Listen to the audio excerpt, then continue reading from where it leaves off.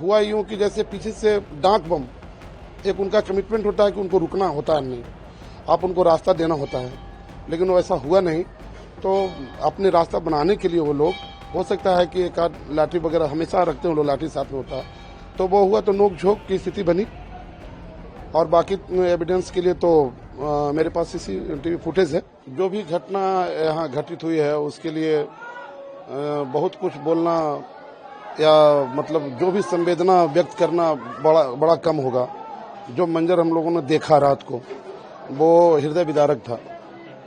आप या कोई और इस चीज को महसूस नहीं कर सकते थे। चारों तरफ चिल्लाना का आवाज, कोई उधर पड़ा हुआ है, कोई उधर बेहोश। मेरे जो भी वॉलेंटियर्स हैं और जो यहाँ पे डिस्ट्रिक्ट पुलिस की तरफ से जो प्रशासन दिया गया था, वो भी सीपीआर किसी को दे रहे हैं, किसी को मौत वो प्रेशर दे रहे हैं, ताकि वो इस टाइप का था। और कल चूंकि रविवार का दिन था, रविवार का रात यानी उसके बाद सोमवार होता है, तो यहाँ पे जितने भी लोग आते हैं तो सोमवार श्रावण का एक प्रमुख दिन माना जाता है भगवान शिव के लिए। तो लोगों को लगता है कि रविवार को रात में चढ़ जाएंगे और जैसे ही 12 बजे के बाद सोमवार में इन करेगा तो एकाएक बहुत सारा भीड़, अप्रत्याशित भीड़ कर सकते हैं आप उसको, लोग यहाँ पे जम गए। और इस बीच जो घटना का बात है, यहाँ पे बेल का एक पेड़ है हम लोग के बगल में, तो वहाँ पे हुआ यूं कि जैसे पीछे से डाक बम, एक उनका कमिटमेंट होता है कि उनको रुकना होता है नहीं, आप उनको रास्ता देना होता है, लेकिन वो ऐसा हुआ नहीं। तो अपने रास्ता बनाने के लिए वो लोग, हो सकता है कि एक आध लाठी वगैरह हमेशा रखते हैं, वो लोग लाठी साथ में होता है, तो वो हुआ तो नोक झोंक की स्थिति बनी। और बाकी एविडेंस के लिए तो मेरे पास सीसीटीवी फुटेज है, तो मैं उसमें ज्यादा क्या बोलूं, जो भी सत्य है वही मैं बोल रहा हूं। तो इस प्रकार का मॉब हुआ, फिर उसके बाद भगदड़ का स्थिति बन गया। क्योंकि रात था ना, तो बहुत लोगों को तो ये भी नहीं हो रहा है कि भगदड़ आखिर हुआ क्या है, और उस स्थिति में एक घटना घटित हो गया। ये घटना कब की है, कितने बजे के आसपास की?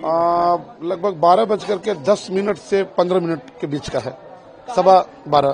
कहा ये भी जा रहा है बाबा कि फूल वाले और डाक में कुछ बकझक हुई थी, क्या ये भी कोई बात है? जैसे बोलना अलग बात है, लेकिन सत्य पे आधारित तो आप तीसरा आंख तो आप लोग के पास है, उसी प्रकार से यहाँ पे सीसीटीवी फुटेज है। अगर किसी को इन्वॉल्व कर देना, ये बहुत बड़ा घटना, कोई छोटा घटना है नहीं। अगर मैं किसी के बारे में ओपिनियन अपना दूं और वो फंस जाए, उसका जीवन मेरे एक स्टेटमेंट से चला जाए, तो मैं कभी नहीं चाहूंगा। मैं यही चाहूंगा जो सत्य है वही मैं बताऊं। हर वर्ष यहाँ भीड़ होती है, सवारी में खासकर भीड़ सावन के समय में। जिला प्रशासन क्या उस समय उस तरीके मौजूदी से मौजूद था, क्योंकि जिला प्रशासन की कहीं चूक देखने को मिली? जिस जगह पर ये बाबा सिद्धनाथ का मंदिर यानी बाणावर धाम जो है, मेरे जिला मुख्यालय से 35 किलोमीटर डिस्टेंस पे है और ब्लॉक मुख्यालय से लगभग 15 किलोमीटर दूरी पे है। और इस स्थान पे चारों तरफ जंगल से भरा हुआ है, अव्यवस्थित जगह माना जाता है इसको। लेकिन जिला प्रशासन का जिस प्रकार का यहाँ पे व्यवस्था होता है, तभी हम लोग यहाँ पे स्टे कर पाते हैं, लोग सुरक्षित हैं यहाँ पे। अगर जिला प्रशासन को अगर कहा जाए कि नहीं करेंगे तो कैसे चलेगा? उन्हीं पे हम लोग हैं, उनका पूर्ण रूप से व्यवस्था होता है, लेकिन होनी एक अलग होता है जो कोई नहीं चाहता है कि हो। उनका व्यवस्था में मेरे हिसाब से तो कोई चूक नहीं है, क्योंकि हम लोग के पीठ पे वही लोग खड़े रहते हैं जहां भी जरूरत हो। कितने लोग घायल हुए हैं या फिर मेरे नजर में, चूंकि मेरे वॉलेंटियर्स और जो जिला बल यहाँ पे जो थी उस समय मौजूद थे, वो लोग पीठ पे सवार करके किसी को सीपीआर, जैसा कि मैंने पूर्व में बोला, तो 12 से 14 आदमी जो होंगे वो इंजर्ड थे। ऐसा इंजर्ड नहीं है कि वो डेड को बोल सकते, इंजर्ड थे।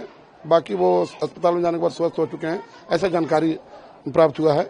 लेकिन जहां तक मृत्यु का बात है, तो आप लोग के माध्यम से भी, चूंकि हम लोग के यहाँ से उनको पोर्टल करके वो क्या बोलते हैं एम्बुलेंस में डाल दिया, तब तक तो बहुत सही थे। लेकिन उसके बाद अब हॉस्पिटल में कैजुअलिटी जो आया है तो 7 मालूम हुआ कि 7 कैजुअलिटी हुई। कहा जा रहा है कि कुछ लोग अभी भी मिसिंग है, क्या ऐसी कोई बात? अब इस चीज का हम लोग थोड़ा बारीकी से अपने सोर्सेज से भी पता कर रहे हैं कि अगर ऐसा बात है तो हम लोग इसमें और प्रयास करेंगे कि जो भी इस बाबा सिद्धनाथ के धाम में जो भी लोग उल्लास के साथ यहाँ पे आए हैं, जिनके अपने अगर मान लिया इसमें बिछड़े हुए हैं, मिसिंग है, नहीं मिल पा रहे हैं, तो हम प्रयास करेंगे कि उनको मैं ढूंढ पाऊँ। मौके पर डीएम एसपी क्या पहुंचे थे? जी, मौके पर डीएम साहिबा रात में ही उन्होंने कॉल करके बात भी किया और यथास्थिति का जानकारी भी लिया कि मान लीजिए कैसा। डीएसपी साहब भी कॉल किए थे, एसएसपी साहब भी संपर्क में बनाए हुए थे। तो जिला प्रशासन कभी मतलब कॉन्फिडेंस लेस नहीं होने दिए, क्योंकि यहाँ का मंजर अजीब था। लोग उस मंजर को हम लोग बयान नहीं कर सकते हैं, डरे हुए थे। जी बहुत। अब किसी के सामने इतने लोग बेतहासा पड़े हों तो अजीब सा मंजर था, क्योंकि हम लोग तो यहाँ पे दर्शन करने के भाव से होते हैं ना, सब ब्राह्मण हैं, लोग हैं जो सेवादार हैं, तो वो तो ऐसा मंजर कभी देखा नहीं। मेरे जन्म से लेकर हम तो याद ही नहीं है कि कभी ऐसा स्थिति यहाँ पे आया भी हो। अच्छा, क्या लगता है कि यहाँ पे और व्यवस्था करनी चाहिए सरकार को, क्योंकि एक बड़ा धाम है ये वानरगढ़ धाम, तो क्या सरकार को और व्यवस्था जैसे आवश्यकता है, जो आविष्कार की जननी है, ये बात तो सत्य है। जैसा कि भीड़ बढ़ रहा है तो अब धीरे धीरे और विकास की जरूरत तो है ही। इंफ्रास्ट्रक्चर जैसे रिंग रोड वगैरह होना चाहिए, ताकि आदमी यहाँ पे व्यवस्थित आएं।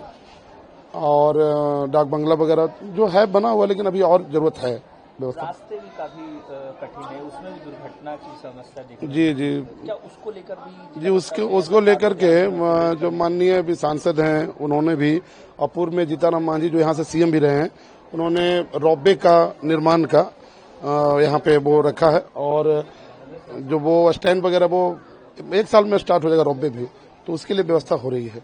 कोई भी काम एकाएक हो नहीं सकता है, प्रयासरत है, लोग कर रहे हैं और आगे भी जो जरूरत पड़ेगा तो मदद करेंगे ही।